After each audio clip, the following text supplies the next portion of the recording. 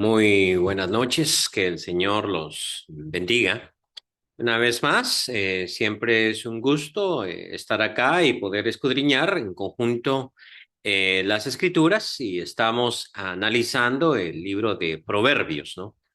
Dentro de lo que hemos estado viendo, mejor dicho, es que en el libro de Proverbios la sabiduría se personifica. Ahora, cuando nosotros hablamos de la sabiduría, de la necedad, de la vida, de la muerte, obviamente son conceptos impersonales, o sea, no existen como tales. Sin embargo, la Biblia, cuando habla de la muerte, pareciera hablar de un espíritu, ¿no? Y por esa razón, cuando uno ve en la iconografía o en los dibujos, la muerte siempre aparece como un esqueleto con una guadaña, ¿no? Y una capucha buscando a las personas. Entonces, hasta se han hecho películas sobre eso. Una que me encantó es ¿Quién es Joe Black? ¿No? La muerte que viene a vivir ahí con un multimillonario. Pues no es así realmente. Cuando la Biblia habla de la muerte en esos términos, está simplemente utilizando una figura literaria que se llama personificación. Lo mismo sucede con la vida. Lo mismo pasa aquí en Proverbios con la sabiduría, pero tenemos que entrar dentro del jueguito para entender un poquito lo que Proverbios está queriendo decir. O sea, aquí en Proverbios la sabiduría, Jokma en hebreo, se le presenta como una persona, ¿no? Como un ser de carne y hueso, y como tal habla, ¿no? Interactúa con los humanos. Entonces, la vez pasada lo mirábamos como un padre o como una madre que da un consejo a su hijo. No te metas con la gente violenta y no te metas con esa gente que destruye al inocente, ¿no? Porque ese es un camino que conduce a la muerte. Muchas veces la sabiduría nos va a decir, ese camino conduce a la muerte. Ahora vamos a leer un poema.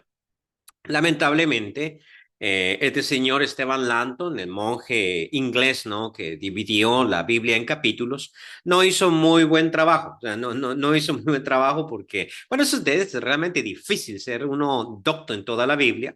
Y entonces hizo divisiones donde no correspondía, ¿no? Bueno, él hizo eso en la Biblia latina, obviamente no sabía de poesía hebrea, pero aquí, en este caso, lo que nosotros vamos a tener ahorita es un poema que está descontinuado con lo que habíamos visto anteriormente, aunque se ubique siempre dentro del capítulo uno. Entonces, el texto dice, ¿no? Y aquí lo dividimos en parrafitos según los traductores de la nueva versión internacional han dividido. Ellos le pusieron como título a esta sección Advertencia contra el rechazo a la sabiduría. Recordemos una vez más, y ya lo he dicho muchas veces, que esos títulos no forman parte del texto original, que el texto en hebreo no tiene titulitos, ¿eh?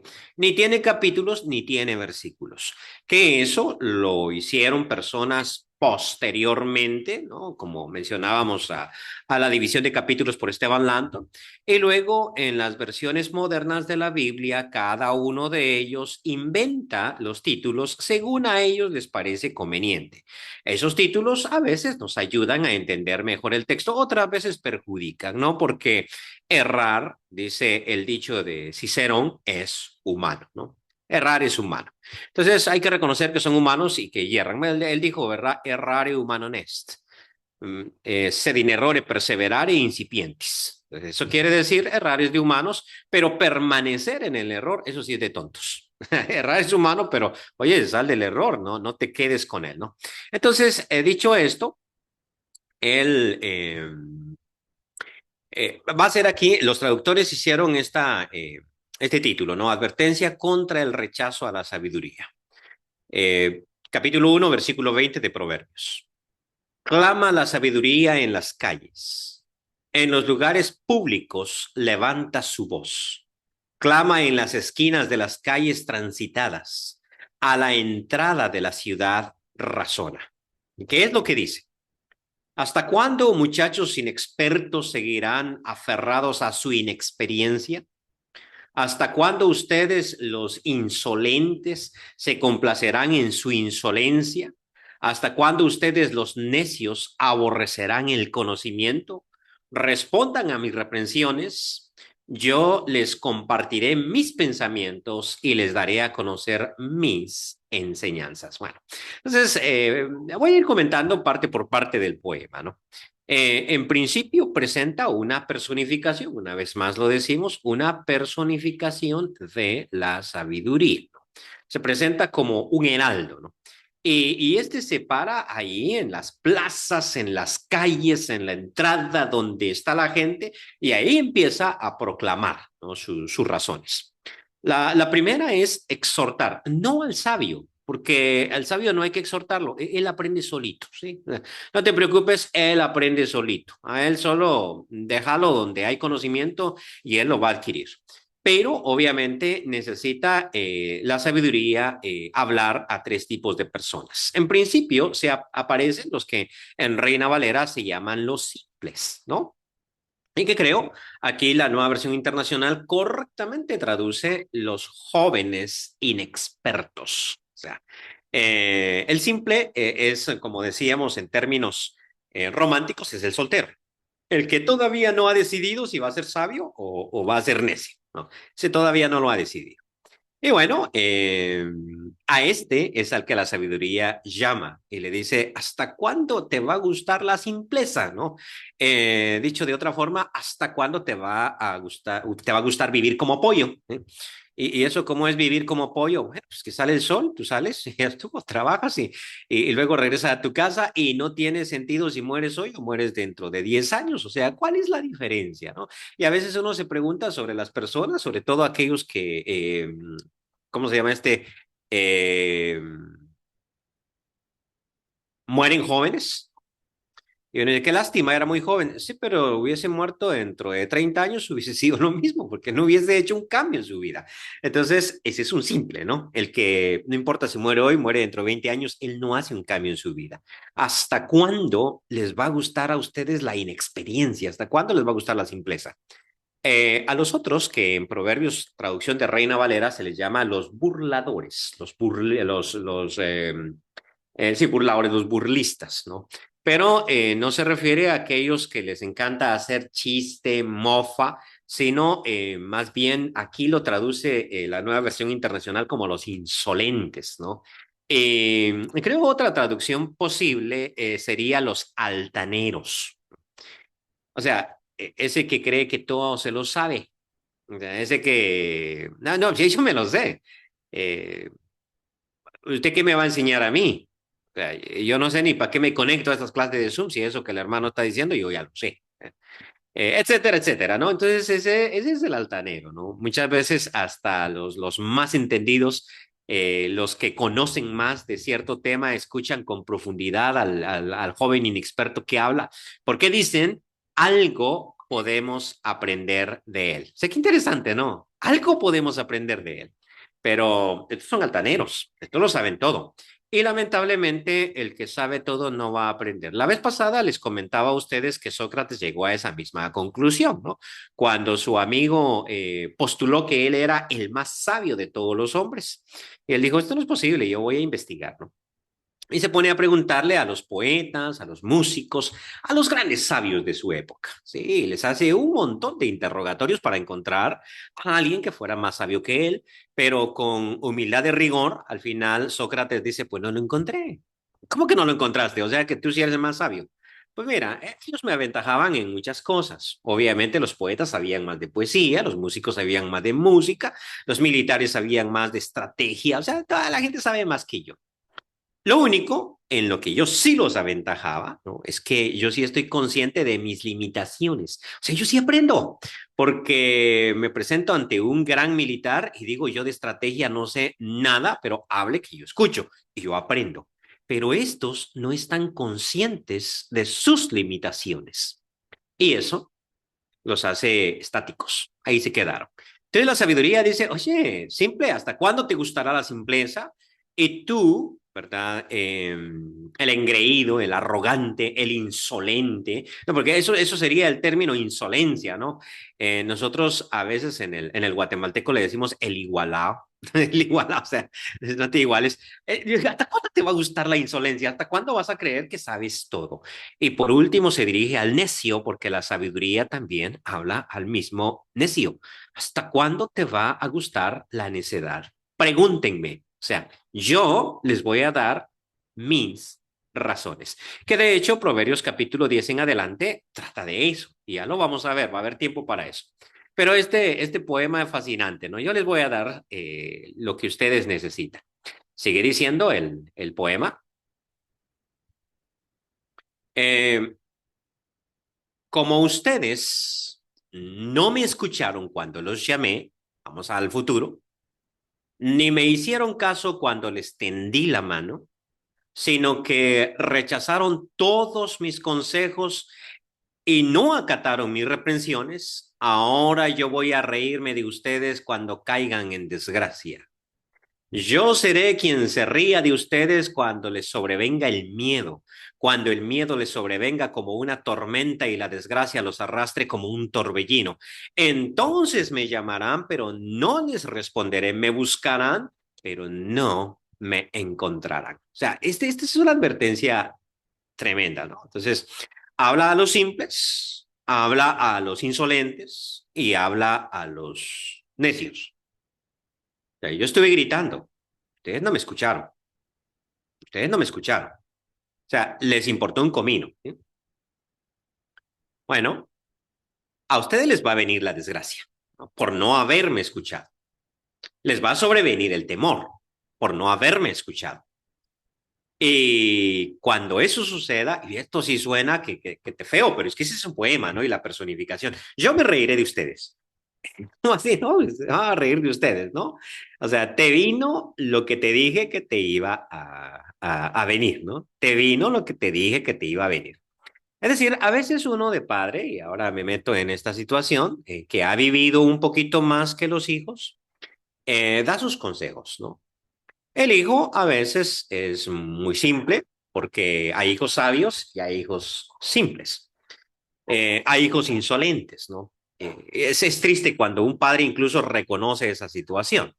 La vez pasada compré una guitarra, ¿no? Allá en Estados Unidos. Y había un hermano conmigo en ese momento y me dijo, oye, tocas bien la guitarra, sí. A mi hija me dijo, le encanta la guitarra, a ella le gusta. Lamentablemente ella nunca va a ser buena en eso, ¿no? Y entonces, obviamente uno sigue la conversación y uno pregunta por qué. Y yo esperaba una respuesta como a ella no le gusta practicar mucho, o no es indisciplinada, o tiene las manos pequeñas, porque los que tienen manos grandes son mejores guitarristas, los dedos les alcanzan para más, ¿no? Que nosotros que tenemos las manos chiquitas. Pues yo esperaba una respuesta como esa. Pero ella me dijo, perdón, él me dijo, no, es que ella cree que lo sabe todo. Pues sí, eso es triste, ¿no? Ella cree que lo sabe todo, entonces no va a aprender. Muy triste. Bueno, la sabiduría, bueno, entonces uno da sus consejos, ¿sí? Estaba con esto, se me fue la idea, pero uno da sus consejos como padre y uno como padre ha adquirido sabiduría porque se ha tropezado en el camino, ¿no? Y uno ha aprendido y uno sabe que ese camino, X camino, no se debe tomar. O también uno lo ha visto en los vecinos y uno ha visto a dónde termina eso. Bueno, uno da el consejo a sus hijos y creo que todos fuimos hijos y los padres también nos dieron consejos. Pero a veces uno es un inexperto y a uno le gusta la simpleza. O sea, a mí no me hablen de futuro, a mí háblenme de presente.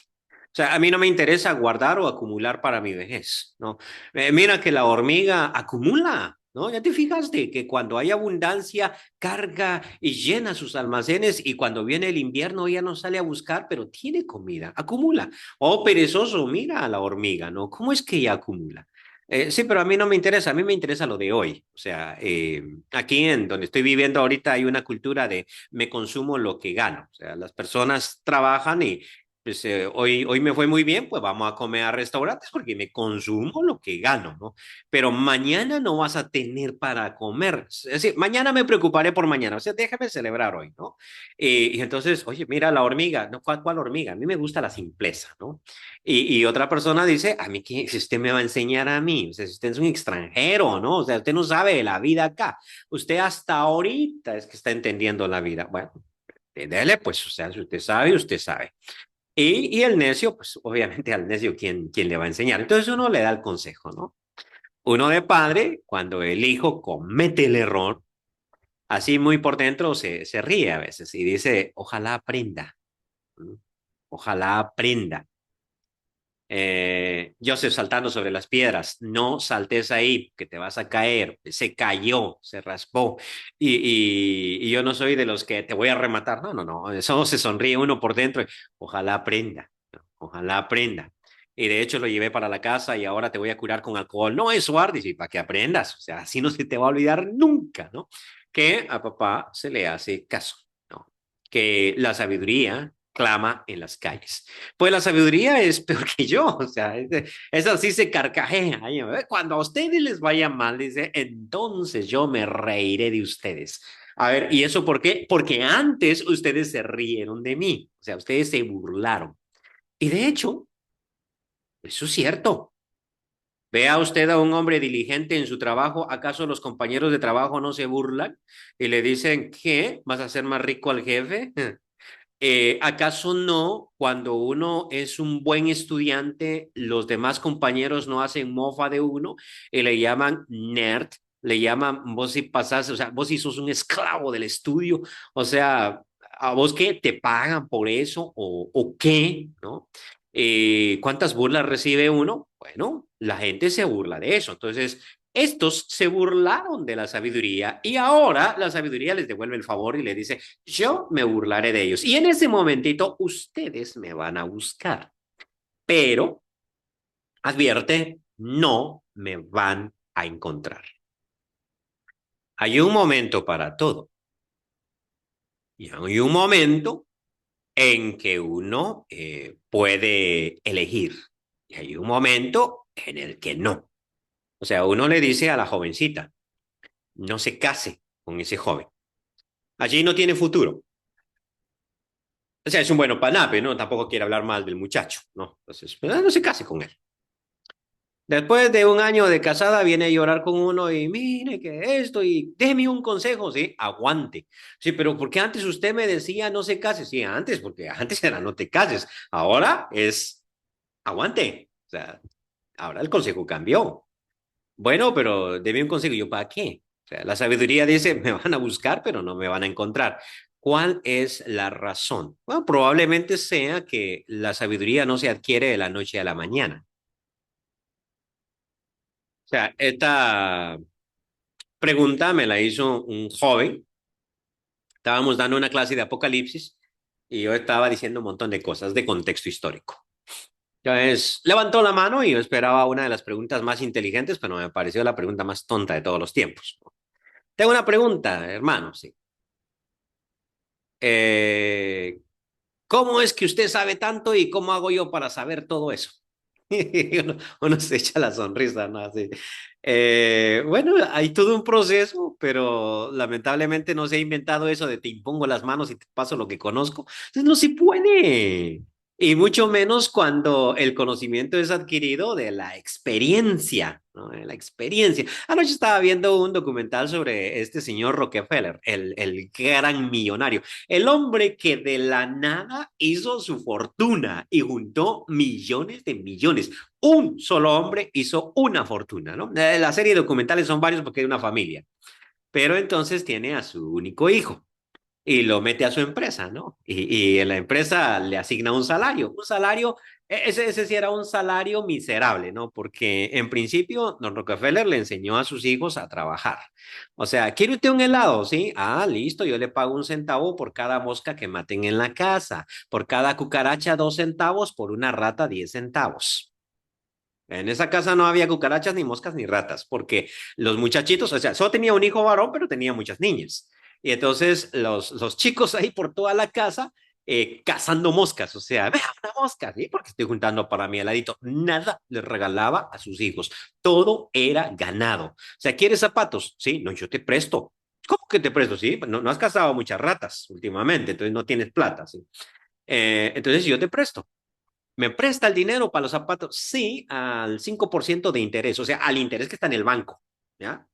Para que aprendas, ¿no? Y entonces el muchachito decía después de un mes, oye, el interés del banco no era ese.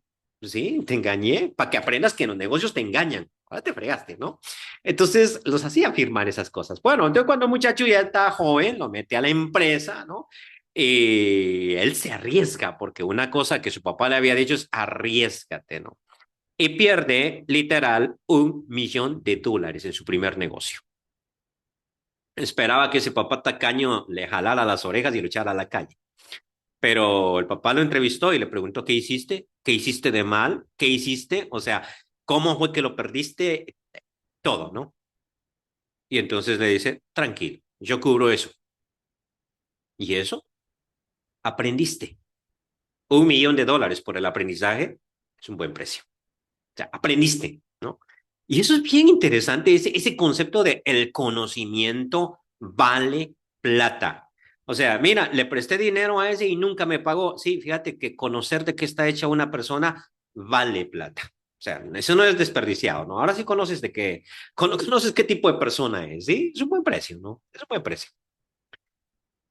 Vamos al concepto. Entonces, la sabiduría no se adquiere de la noche a la mañana y es cara, cuesta la experiencia. Entonces, no es cuando yo estoy con el agua hasta el cuello, mira, necesito que la sabiduría. No, mijito, pasaste todo este tiempo de vagancia, la sabiduría no va a aparecer de la noche a la mañana. Siempre decían que yo en Baxter era un profesor muy drástico, ¿no? Y en Baxter, al menos en el tiempo que yo fui decano, nosotros no teníamos exámenes de recuperación. Nunca. Fallaste, fallaste. Hay que repetir la clase. Siempre llegó bueno, a veces, pongo un ejemplo, en griego se quedó un joven. Listo. Ahora tiene que repetir el año, ¿no? Y entonces me dice, mire, yo le quiero hacer a usted un trato. A ver, hágame un examen, o sea, deme una semanita para aprender y hágame un examen comprensivo bien difícil, ¿no? Y si yo lo logro pasar, pues usted me pasa la clase, ¿no? Y a veces uno quiere ser misericordioso y decir, "Ah, está bueno, pues está bien". Pero a veces a uno le gusta dar lecciones, lecciones por las que a veces lo odian a uno, pero lecciones que cuando la persona llega a adquirir sabiduría, agradece. Yo creo que este John Junior Rockefeller, ¿no? Cuando multiplicó el dinero de su papá, porque papá le dijo, que perdió 1 millón, realmente se convirtió en el hombre más rico de todos los tiempos. Y yo creo que cuando él se enriqueció, él agradeció todo el tiempo que su papá le dijo, te voy a enseñar el valor del dinero, todas las mosquitas que cazó, ¿sí? De hecho, le enseñó a llevar una libretita y ahí anotaba cada centavo que gastaba, aunque lo dieran a ofrenda. ¿Cuánto diste en la ofrenda? Yo anotado también, porque ellos eran religiosos. Bueno, entonces, volviendo al punto, a este pobre muchacho le digo, no puedo hacer eso. ¿Y por qué? Me dice. Porque si en 6 meses usted no pudo aprender todo esto, es imposible que en 8 días usted lo domine. Eso no va a ser posible. Y si es posible que sí lo domine y pase el examen, no lo merece porque significa que pasó haraganeando todo este tiempo. O sea, no fue por falta de capacidad, fue por falta de disciplina. Y entonces no merece esa oportunidad. Oye, qué mal no eres. No, claro, la sabiduría es igual. O sea, ¿qué? O sea, no aprendiste en 40 años y ahorita quieres aprender. O sea, ahorita quieres que te saque del problema. No lo voy a hacer. Ahora, yo no sé por qué nosotros, si la sabiduría dice eso, cuando está personificada en el Antiguo Testamento, creemos que Dios sí nos va a sacar de nuestros problemas. O sea, nos ponemos a robar, nos ponemos a asaltar, la policía nos agarra y ahí en la cárcel, Señor, líbrame de esta. O sea, ¿crees que el Señor no se va a reír un poquito? Va a decir, espera, aprende. O sea, la sabiduría le va a decir, no, o sea, estás mal. quiero un milagro. Señor, quiero que rescates mi matrimonio. Si has pasado 15 años echándolo a la basura, ahora quieres que yo te lo rescate. O sea, que yo haga lo que te tocaba hacer, ¿no? Señor, etcétera, etcétera. No sé, la sabiduría se ríe. Sigamos. Y a veces uno dice, mira, tal vez Dios, o en este caso la sabiduría, es muy mala por estarse riendo. Espérate, antes de que la juzguemos, veamos el fin del poema. Por cuanto aborrecieron el conocimiento y no quisieron temer al Señor. Sí, interesante, ¿no? Por cuanto no siguieron mis consejos, porque los consejos de la sabiduría son el temor de Jehová, sino que rechazaron mis reprensiones, cosecharán el fruto de su conducta, se hartarán de sus propias intrigas, su desobediencia e inexperiencia los destruirán, su complacencia y su necedad los aniquilarán. Pero el que me obedezca vivirá tranquilo, sosegado y sin temor del mal. Bueno, ¿por qué sufre el insensato? Por su propia culpa. O sea, no es que Dios, o en este caso la sabiduría, diga, sabes que te voy a hacer sufrir. Eso no pasa. Eso pasa, y sí, también es bíblico, pero pasa con aquellas personas que el Señor está disciplinando porque los ama y quiere que cambien. Eso con ellos sí pasa, ¿no? Y tú no menosprecies la disciplina del Señor, porque el Señor al que ama, disciplina y corrige al que tiene por hijo, ¿no? Y entonces muchas veces uno dice, oye, pero ¿por qué a él y por qué a mí no? Pues porque tú eres hijo de Dios y aquel no. Entonces, Dios a ti te está disciplinando y más vale que aprendas, ¿no? Pero en sentido general, si nosotros o el mundo dice el dicho, le tuviera que dar una patada en el trasero al mayor responsable de sus desgracias, se quedaría sin caminar unas cuantas semanas. ¿Por qué? Porque nosotros somos responsables de nuestra propia conducta. Entonces aquí la sabiduría dice, mira, tu inexperiencia te va a llevar al mal, o sea, tu necedad es la que te va a acabar. O sea, como tú no quisiste tomar en cuenta mi consejo, menospreciaste el temor al Señor, o sea, porque el temor al Señor es el principio de la sabiduría y temor en este sentido quiere decir ese respeto profundo, fíjense, implica la idea de miedo. O sea, yo me acerco al Señor, pero me acerco con un temor reverente. O sea, el Señor no es cualquier cosa. Y en eso creo yo que la tradición católica ha fallado bastante, porque en la teología católica siempre dicen, aquí la Biblia no habla de miedo, sino habla de respetar al Señor. O sea, no es tenerle miedo. Sin embargo, en el antiguo Israel, a los ídolos, a Baal y a toda esa gente, la gente le tenía miedo. Todavía hoy en día a lo que no es Dios, la gente le tiene miedo. O sea, encuentran una piedra de brujería y les da miedo darle vuelta porque es peligroso. O sea, con eso no te metas, ¿no? Porque eso es serio, ¿no? O sea, si le tienes miedo a eso, o sea, te da miedo eso. Pues sí, pues así era Israel. Servían a sus dioses paganos por miedo. Entonces es donde el Señor dice, témeme a mí. Pero el temor del Señor no implica simplemente tenerle miedo, porque eso no sirve. De hecho, de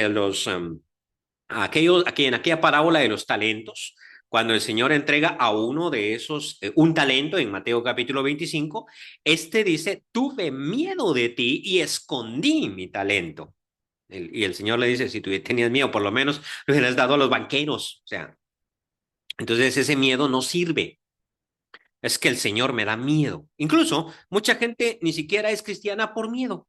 Ah, no, porque si uno se mete a las cosas de Dios, ahí sí tiene que ser serio. Porque mire usted, o sea, eso de fallarle al Señor, no, eso sí es otra cosa. Ajá. O sea, ese miedo te es inútil. El miedo tiene que ir acompañado de reverencia y de obediencia. O sea, te temo y por lo tanto te obedezco. Entonces, ustedes rechazaron el temor de Jehová. Cuando les venga lo que se merecen, o sea, ¿qué es lo que se merecen? Sí, sí, sí, claro, la sabiduría no va a mover un dedo para que les venga el mal. El mal les va a venir porque es la consecuencia de sus acciones. O sea, uno no tiene que hacer absolutamente nada. Y por eso también, aparte de otras razones que hemos mencionado en estas clases, la venganza es un absurdo. Por ahí leí que el colmo o la mayor desgracia, llamémosle, del mentiroso, no es como la gente dice que después de un tiempo ya nadie le cree, como Pedrito el mentiroso, que decía ahí viene el lobo y al final, cuando verdaderamente el lobo vino y él dijo la verdad, ya nadie le creyó. Entonces el dicho decía, la peor tragedia del mentiroso no es que ya nadie le crea, sino que él es incapaz de creerle a nadie más. ¿Y eso cómo? No, sí, sí, claro. O sea, no hay nadie que le meta más candados a su casa que el ladrón. ¿Eh? Veamos el caso de Caín. Caín mató a su hermano. El justo, dice Proverbios, está echado como un león. Y el impío huye sin que nadie lo persiga. ¿Dónde está tu hermano Abel? Le dice el Señor. Y Caín responde, ¿acaso soy guarda de mi hermano? Y entonces Dios le dice, la sangre de tu hermano clama desde la tierra, ¿no? Por justicia. Y Caín dice, Señor, cualquiera que me encuentre me matará. Sí, porque el león juzga desde su condición, porque es un asesino. Y el asesino piensa que en cualquier esquina lo van a matar. Pues el Señor le dijo, no, no, te voy a poner una marca para protegerte, ¿no? Pero el texto me dice a mí que Caín se fue e hizo una ciudad en la tierra de Nod. Y luego si usted dice, espérame, Selvin, espérate, o esperemos un momentito, ¿cuánta gente hay viviendo? Pues está Adán, está Eva, estaba Caín y Abel, pero Abel ya murió. Entonces, ya solo hay tres. Entonces, ¿de dónde sacó la gente para la ciudad? O sea, ¿cómo que hizo una ciudad? Y aquí es donde las traducciones nos vacilan, ¿no? Porque el concepto de ciudad en hebreo es el concepto de muralla. O sea, ¿es una ciudad o no es una ciudad? Para nosotros una ciudad es el tamaño. O sea, San Juan Ostuncalco es un pueblito, ¿no? No es una ciudad es grande. Pero para el concepto hebreo, una ciudad es ciudad si tiene un muro alrededor. Eso significa ir, ¿no? La ciudad. Entonces eso significa que lo que Caín construyó no fue una metrópoli como Ciudad Guatemala, sino lo que él construyó fue un fuerte. O sea, el hombre tiene miedo. Entonces se encierra. Dice, aquí yo no duermo con la puerta abierta, yo necesito construir un fuerte. Y no solo eso, sino que la hace en la tierra de Nod. Y Nod en hebreo significa errante. O sea, él no dormía dos veces en el mismo lugar. Tipo Saddam Hussein, que tenía un montón de mansiones y no dormía dos veces en el mismo lugar. Y tampoco avisaba dónde iba a almorzar, no sea que le echaran veneno en la comida. O sea, el hombre vivía con un pánico y eso antes de que los gringos le hicieran la guerra. O sea, ya se imaginan después. Eso es antes de que le hicieran la guerra. Sí, la peor desgracia del malvado es su propia maldad. Si alguien te hace daño, déjalo con vida. ¿No? Eso es su peor castigo. O sea, no hay nada peor que eso, ¿no? No hay nada peor que eso. Simplemente déjalo que sea feliz. No te vengues, ¿no? Entonces aquí está hablando de, mira, cuando les venga su propia desgracia, ¿no? El poema que es bien lindo, por cuanto aborrecieron el conocimiento, o sea, no les importó y no quisieron temer al Señor, por cuanto no siguieron mis consejos, sino que rechazaron mis reprensiones. Cosecharán el fruto de su conducta. O sea, es la conducta de ellos y es el fruto de su conducta lo que ustedes van a cosechar. Se hartarán de sus propias intrigas, ¿no? Eh, su desobediencia e inexperiencia los destruirán, su complacencia y su necedad los aniquilará. Bueno, cuento esta anécdota y aquí termino. Viene un taxista, ¿no? Me contó. Ese que, bueno, yo siempre le pregunto, ¿no? ¿Hasta qué hora trabaja usted? Y, trabajo temprano y me encierro. Antes trabajaba de noche, pero me pasaron cosas y mejor no. A ver, cuente, ¿qué cosas? Le voy a contar una, le voy a contar la última. Dice que yo generalmente no levanto gente, pero en las calles solitarias, pero iba por el periférico y ahí habían tres muchachos.